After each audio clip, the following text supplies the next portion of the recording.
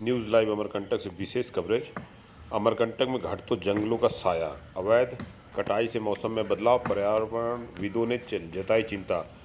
अमरकंटक के वरिष्ठ पत्रकार धनंजय तिवारी की विशेष रिपोर्ट। मां नर्मदा के उद्गम स्थल और अमरकंटक धार्मिक पर्यटक नगरी।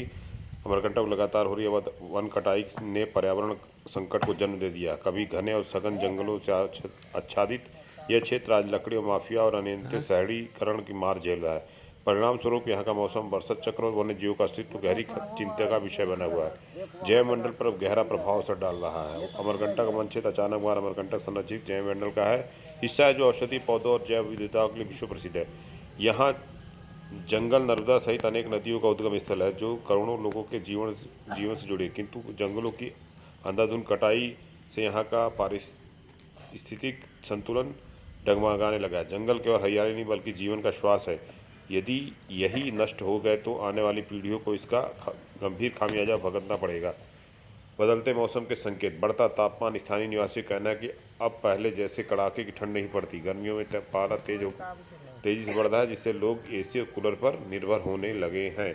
कम होती वर्षा, घटते वन घनत्व ने वर्षा चक्र को प्रभावित किया है। वार्षिक औसत वर्षा में गिरावट आने से भूमिगत जल स्तर लगातार नीचे होता जा रहा है। वन्य जीवों का प्लान, जंगल सिमटने से बाघ, भालू और चीतल जैसे वन्य जीव अपने प्राकृतिक आवास छोड़ने को मजबूर है। मानव बस्ती से बढ़ती दखलंदाजी से इसका दिखना अब दुर्लभ हो गया है। स्थानीय समुदाय पीड़ा, स्थानीय ग्रामीण और जनजातीय समुदाय का कहना है जंगल ही एक उनका जीवन है। यही ईंधन, चारा, जल और आजीविका प्रदान करते हैं। पेड़ों की कटाई ने न केवल जल संकट को गहरा बल्कि लोगों को पारंपरिक जीवन शैली को प्रभावित किया। वन कटे तो नर्मदा सूखेगी, नर्मदा सूखी तो जीवन ठहरा जाएगा। ग्रामीणों की चिंता, समाधान की राह। विशेषज्ञों का मानना है कि यदि अवैध कटाई पर तत्काल अंकुश नहीं लगाया गया और बृहद स्तर पर पुनर्वनीकरण नहीं किया गया तो अमरकंटक भविष्य संकट में है। सरकार और समाज दोनों को मिलकर इस पवित्र नगरी के वन और जल संसाधनों की रक्षा करनी पड़ेगी।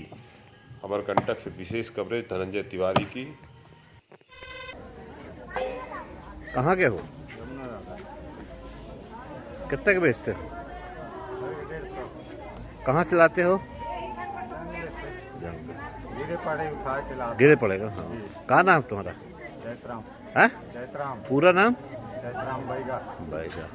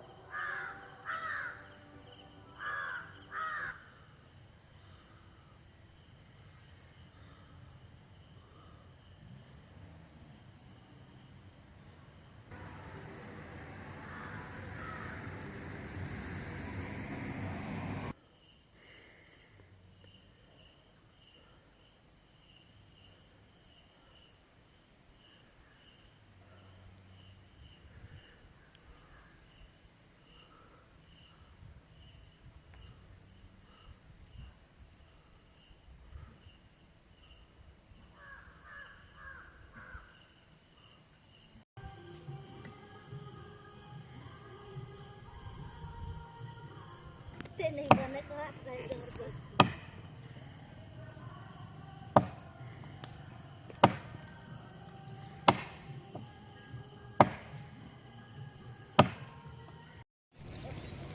आज हमारे बीच में अमरकंटक मंडलम कांग्रेस कमेटी के अध्यक्ष और पूर्व पार्षद श्यामलाल सेन है। उनसे पूछेंगे कि अमरकंटक में जो जंगल कटे हैं, ये कटे हैं, उस संबंध में आप क्या कहना चाहते हैं?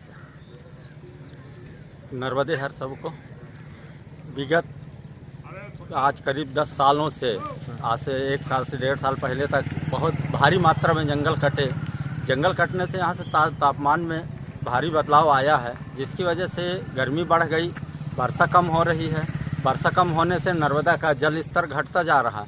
जल स्तर घटेगा तो नर्मदा कहीं ना कहीं नुकसान होगा, और हम प्रशासन शासन यही चाहेंगे कि जंगल न कटे, इसकी समुचित व्यवस्था की जाए ताकि यहाँ का तापमान, यहाँ का वातावरण अच्छा शुद्ध रहे और माँ नर्मदा का जल बराबर बचता रहे और चलती रहे। माँ नर्मदा मध्य प्रदेश का, भारतवर्ष की जीवनदायिनी नदी है, इसका संरक्षण करना हम सब की जिम्मेदारी है। और जंगलों को बचाना प्रशासन शासन, भारतवर्ष या मध्य प्रदेश के लोगों की जिम्मेदारी है। और इस अमरकंटक की शोभा जंगल है, खासकर यहाँ सागौन के वृक्ष बहुत ज़्यादा काटे गए। सरई जो कि यहाँ की एकमात्र जंगल का या जल स्रोत का साधन है, सरई के वृक्षों को पुनः लगाया जाए ताकि यहाँ का जल स्रोत बराबर बना रहे। यही हमारी सबसे कामना है। हमारे बीच में नगर परिषद अमरकंटक वार्ड क्रमांक 10 के पार्षद देवानंद खत्री हैं। हम उनसे पूछेंगे कि आज वनों की स्थिति क्या है। वनों की स्थिति अब पहले की अपेक्षा तो काफ़ी, अभी वर्तमान समय में काफ़ी ठीक है।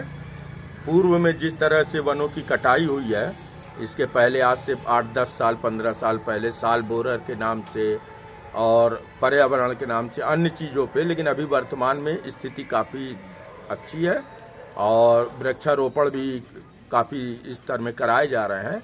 तो वर्तमान में वृक्षों की स्थिति, पर्यावरण की स्थिति काफ़ी ठीक है, लेकिन पूर्व की अपेक्षा तब भी काफ़ी हम पीछे हैं, जिसके कारण अमरकंटक का पर्यावरण काफ़ी खराब हो गया है।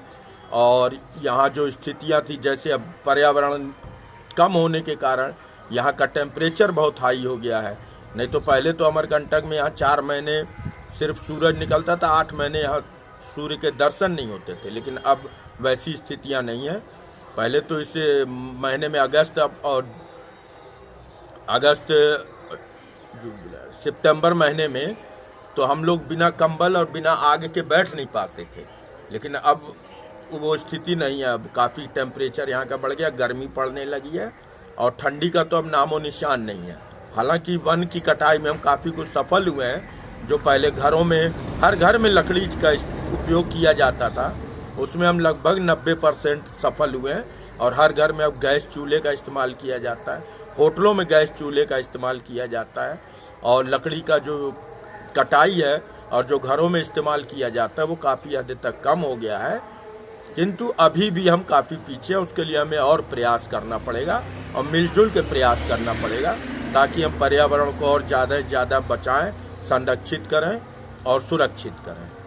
अगर इसी हिसाब से अगर जंगल कटता गया तो आने वाले समय में नर्मदा जी के जल स्रोत पर प्रभावित होगा, अमरकंटक का वातावरण प्रभावित होगा। बिल्कुल से, अगर हम इसी तरह वनों की कटाई को रोक नहीं पाएंगे, क्योंकि पर्यावरण और वनों का सीधा संबंध नदी नालों से होता है।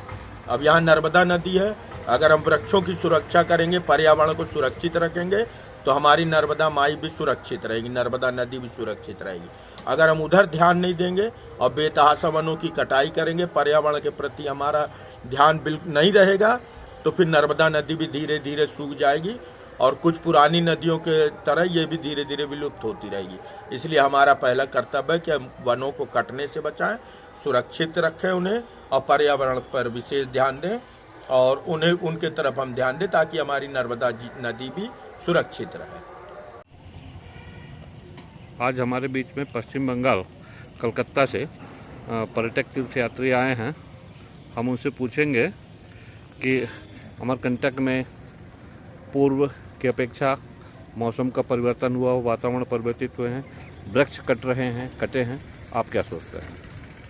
हमारा ये मानना है कि यहाँ का वृक्ष जो कट रहा है, इससे वातावरण बहुत दूषित हो रहा है और नर्मदा माँ का भी माने जल का ये कम हो रहा है। हम लोग चाहते हैं कि ये वृक्ष ना काटे, यहाँ का वातावरण जाते अच्छे रहे, इसकी वजह से यहाँ का परिवेश को थोड़ा और सुधार में लाना चाहिए और वृक्ष ना काटा जाए।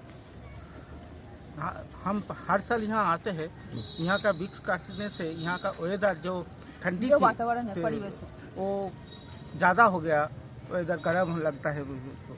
और वृक्ष काटने से परिवेश का नष्ट होता है, माँ नर्मदा का जल का स्तर सूख गया है। इससे आगामी दिन में जैसा उत्तर भारत में होता है भूमिस्खलन, ऐसा होने का संभावना तैयारी हो गया। आपका नाम? गौतम भट्टाचार्य, कोलकाता। आपका नाम? किरण भट्टाचार्य, कोलकाता से।